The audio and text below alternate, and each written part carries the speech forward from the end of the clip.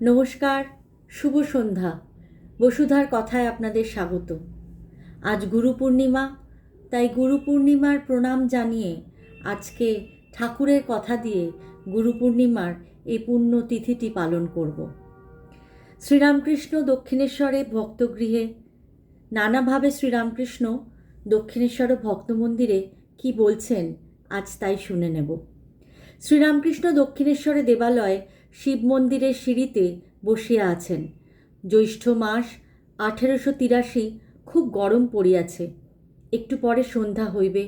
বরফ ইত্যাদি লইয়া মাস্টার আসিয়াছেন ও ঠাকুরকে প্রণাম করিয়া তাহার পাদমূলে শিব মন্দিরের সিঁড়িতে বসিলেন। শ্রীরামকৃষ্ণ মাস্টারের প্রতি মণিমল্লিকের নাচ জামাই এসেছিল।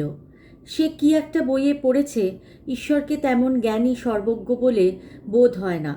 তাহলে এত দুঃখ কেন? আর এই যে জীবের মৃত্যু হয়, সে একেবারে মেরে ফেললেই হয়, ক্রমে ক্রমে অনেক কষ্ট দিয়ে মারা কেন? যে বই লিখেছে সে নাকি বলেছে যে আমি হলে এর চেয়ে ভালো সৃষ্টি করতে পারতাম। মাস্টার হাঁ করিয়া ঠাকুরের কথা শুনিতেছেন ও চুপ করিয়া আছেন। ঠাকুর আবার কথা কহিতেছেন শ্রীরামকৃষ্ণ মাস্টারের প্রতি। তাকে কি বোঝা যায়গা? আমিও কখনো তাকে ভাবি ভালো, কখনো ভাবি মন্দ। তার মহামায়ার ভিতর আমাদের রেখেছেন। কখনো তিনি হুঁশ করেন, কখনো তিনি অজ্ঞান করেন। একবার অজ্ঞানটা চলে যায়, আবার ঘিরে ফেলে। পুকুরে পানা ঢাকা, ঢিল মারলে খানিকটা জল দেখা যায়, আবার খানিকক্ষণ পরে পানা নাচতে নাচতে এসে সে জলটুকুও ঢেকে ফেলে। যতক্ষণ দেহ বুদ্ধি ততক্ষণই সুখ দুঃখ, জন্ম মৃত্যু, রোগ শোক। দেহেরই এই সব, আত্মার নয়। দেহের মৃত্যুর পর তিনি হয়তো ভালো জায়গায় নিয়ে যাচ্ছেন, যেমন প্রসব বেদনার পর সন্তান লাভ। আত্মজ্ঞান হলে সুখ দুঃখ জন্ম মৃত্যু স্বপ্নবৎ বোধ হয়। আমরা কি আর বুঝব? 100 ঘটিতে কি 10 দুধ ধরে? নুনের পুতুল সমুদ্র মাপতে গিয়ে আর খবর দেয় না, গলে মিশে যায়। সন্ধ্যা হইল, ঠাকুরদের আরতি হইতেছে।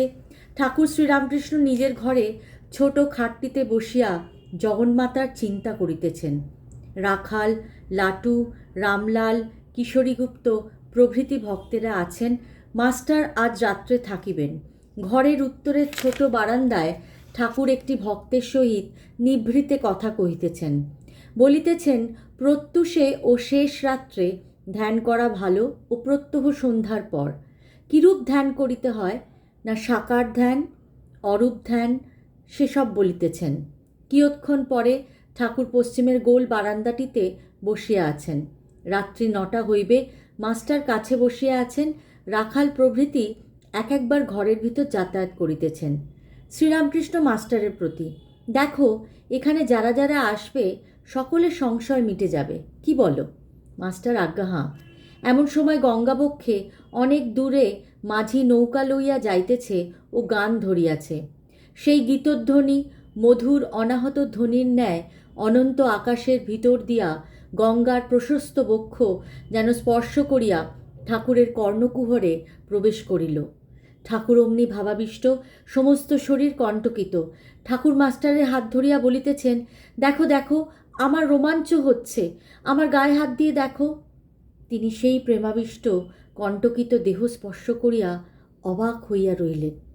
পুলকে পূরিত অঙ্গ। উপনিষদে কথা আছে যে তিনি বিশ্বে আকাশে ওতপ্রোত হয়ে আছেন। তিনি কি শব্দরূপে শ্রীরামকৃষ্ণকে স্পর্শ করিতেছেন? এই কি শব্দব্রহ্ম? কিয়ৎক্ষণ পরে ঠাকুর আবার কথা কহিতেছেন। শ্রীরামকৃষ্ণ, যারা যারা এখানে আসে তাদের সংস্কার আছে, কি বলো? মাস্টার আজ্ঞে হ্যাঁ। শ্রীরামকৃষ্ণ বলছেন অধরের সংস্কার ছিল। শ্রীরামকৃষ্ণ আবার বলছেন সরল হলে ঈশ্বরকে শীঘ্র পাওয়া যায়। আর দুটো পথ আছে, সৎ অসৎ। সৎ পথ দিয়ে চলে যেতে হয়। মাস্টার আজ্ঞা হাঁ। সুতোর ভেতর একটু আঁশ থাকলে ছুঁচের ভেতর যাবে না।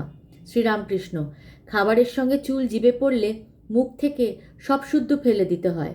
মাস্টার তবে আপনি যেমন বলেন, যিনি ভগবান দর্শন করেছেন তাকে অসৎ সঙ্গে কিছু করতে পারে না। খুব জ্ঞানাগ্নিতে কলা গাছটা পর্যন্ত জ্বলে যায়। আজকে ঠাকুরের কাছে প্রার্থনা করব সেই জ্ঞানাগ্নি যেন আমরা সবাই প্রাপ্ত হই, আমরা যেন সেই আশীর্বাদটুকু নিয়ে আমাদের সারা জীবন সুন্দরভাবে কাটাতে পারি। এবং এই জীবন একটাই, সেই জীবনের যেন আমরা অর্থ খুঁজে পাই, জীবনের যেন একটা সঠিক দিশা আমরা খুঁজে পাই। গুরু পূর্ণিমায় এই প্রার্থনা জানিয়ে আজকে আমার বক্তব্য শেষ করলাম। সবাই ভালো থাকবেন, সবাইকে ভালো রাখবেন। সর্বে ভবন্তু সুখিনা, সর্বে সন্তু নিরাময়া, সর্বে ভদ্রাণি পশ্যন্তু, মা কশ্চিৎ দুঃখ ভাগ ভবেৎ। আর পৃথিবীর সমস্ত মানুষ যাদের কাছ থেকেই কিছু শিখলাম, আমার সেই গুরুদের আমার প্রণাম রইল। ধন্যবাদ। শুভরাত্রি।